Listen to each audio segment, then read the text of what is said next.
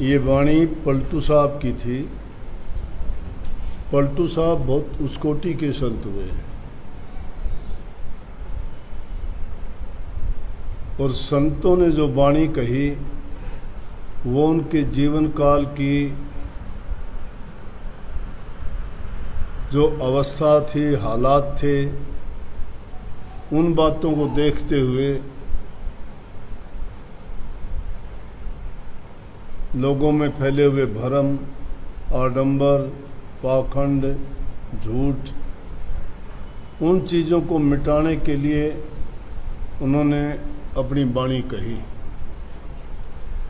जिस प्रकार से ये भी पलटू साहब ने अपने जीवन की घटना को बताया। और बहुत बड़ी बात है, पारस पत्थर को सब जानते हो। पारस पत्थर होता है जिसको अगर लोहे के साथ छू दिया जाए तो सोना बना देता है। तो मामूली बात नहीं है कि लोहे को सोना बना दे कोई पत्थर, कोई चीज़, एकदम उसका स्वरूप बदल दे, कीमत बदल दे, उसका रंग रूप बदल दे, गुण बदल दे, ऐसी चीज़ कोई नहीं। लेकिन संतों ने तुलना गुरु के साथ की। और वैसे भी 4 प्रकार के जो गुरु कहे गए हैं उनमें पारस गुरु को भी बहुत अच्छा माना गया। लेकिन गुरु को पारस पत्थर से ऊंचा बता दिया कबीर साहब। और उन्होंने अंतर करके भी कह दिया कि गुरु में और पारस में बड़ो अंतरो जान, वो लोहा कंचन करे गुरु कर ले आप समान।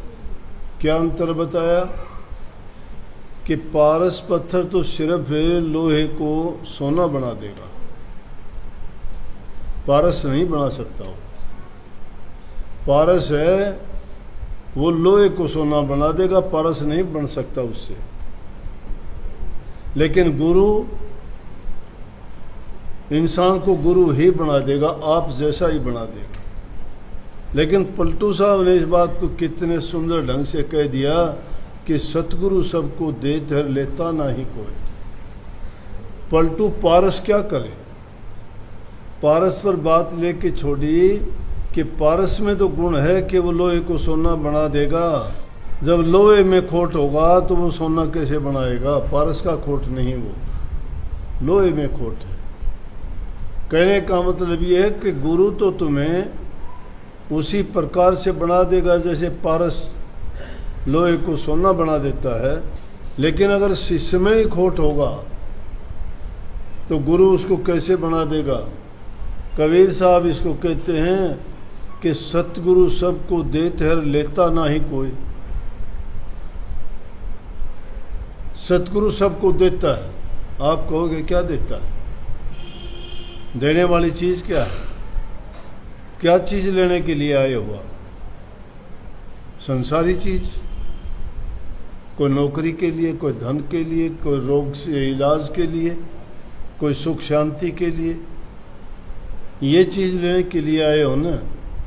लेकिन फिर भी सतगुरु सबको क्या देता है? ज्ञान देता है, बिना कहे देता है। वो दवाई देता है जिससे जन्म मरण के ही सारे रोग मिट जाते हैं। और वो दवाई लेने से संसारी दुखों से भी इंसान का निवृत्ति हो जाती है, पीछा छूट जाता है। लेकिन उसको लेता तो नहीं ना, खोट है उनमें। खोट मन में भरा हुआ है, वो चीज़ लेने के लिए नहीं आए। सतगुरु ये नहीं कि उसको तो देगा और उसको नहीं देगा, नहीं।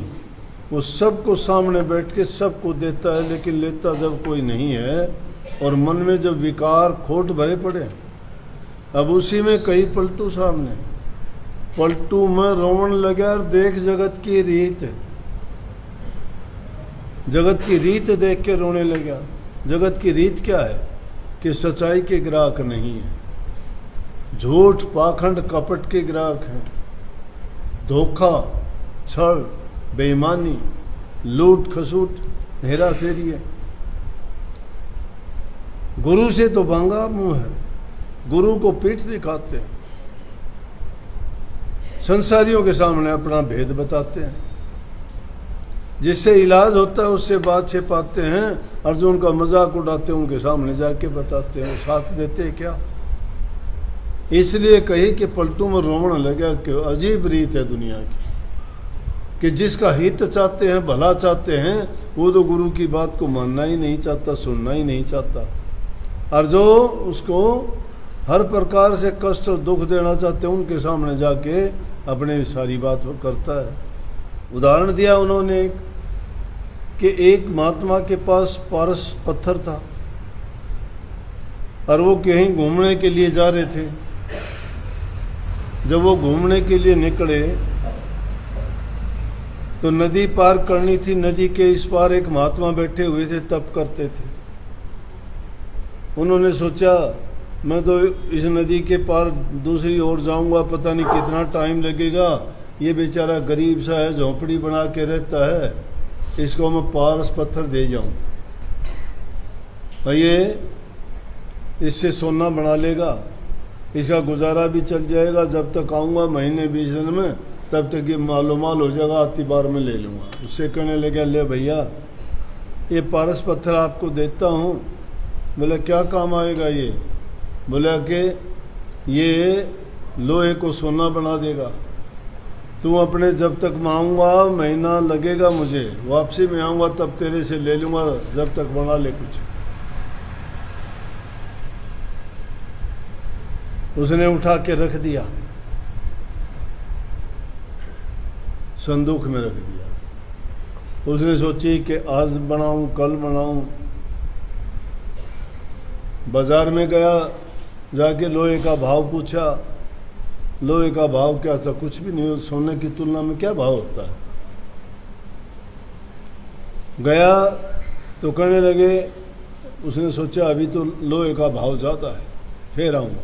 करते करते महीना पूरा निकल गया, तब तक महात्मा आ गए। महात्मा ने देखा वही टूटी झोंपड़ी, वही फटे हाल, वही उसकी हालत, देख के हैरान हो गए। महात्मा कहने लगे अरे मूर्ख क्या किया तूने? बोला कि मैं 1 महीने के बाद आया हूँ, अब तब तक तो तू मालो माल हो जाता, तेरे महल खड़े होते, हर चीज़ के ठाठ बाट होते, तूने सोना नहीं बनाया।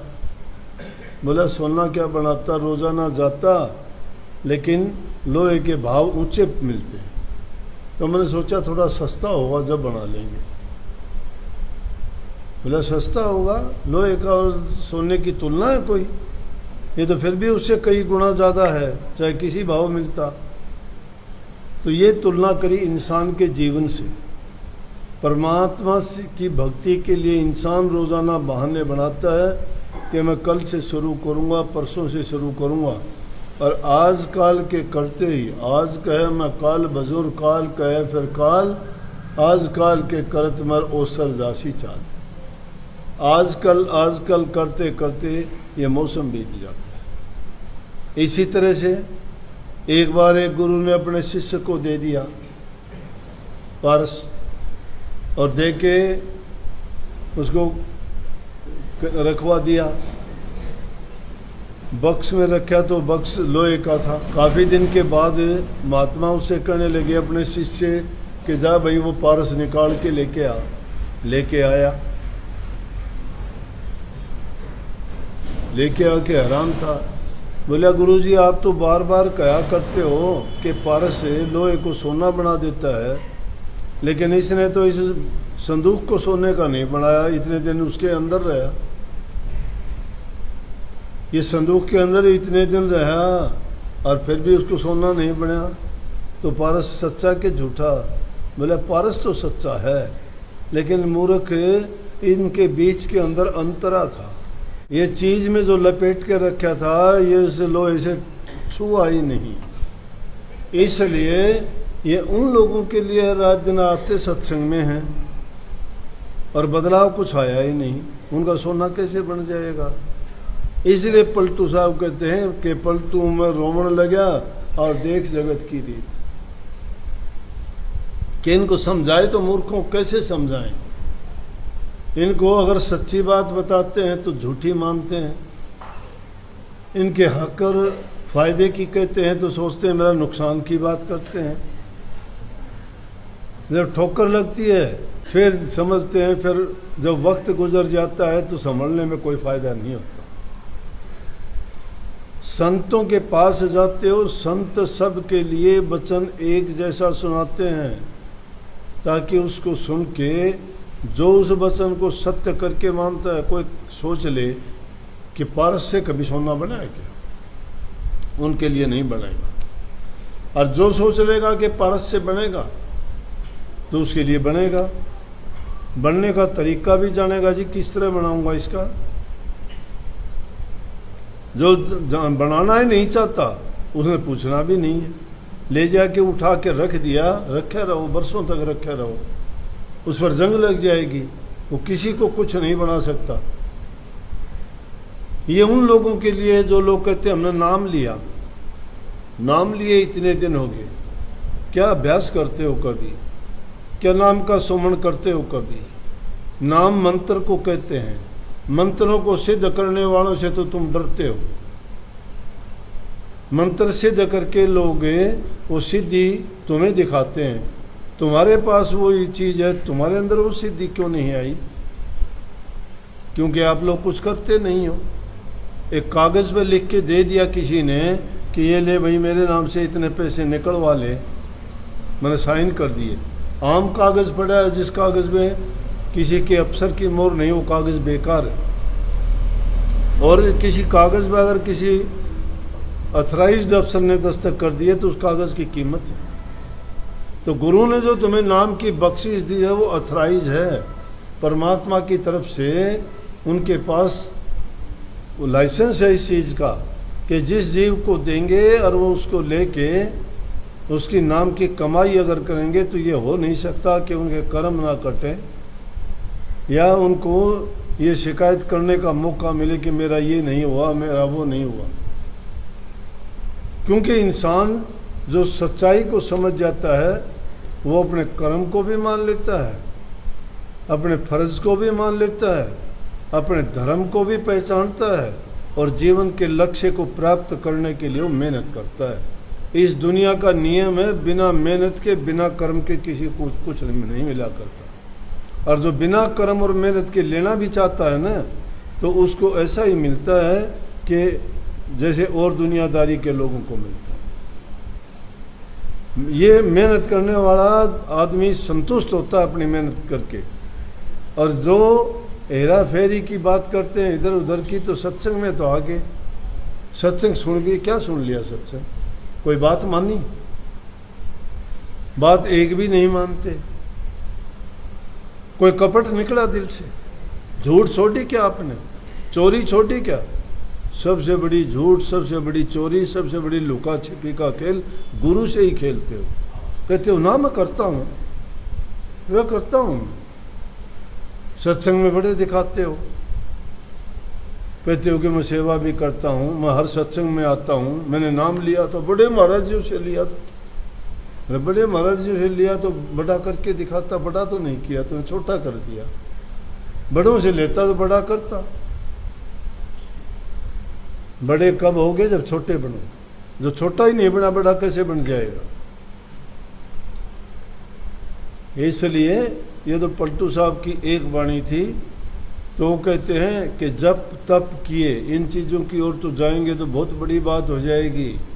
दुनियादारी के लोग तो जप तप पूजा पाठ इनको ही बड़ी मानते हैं कि लौकिक भक्ति है ये।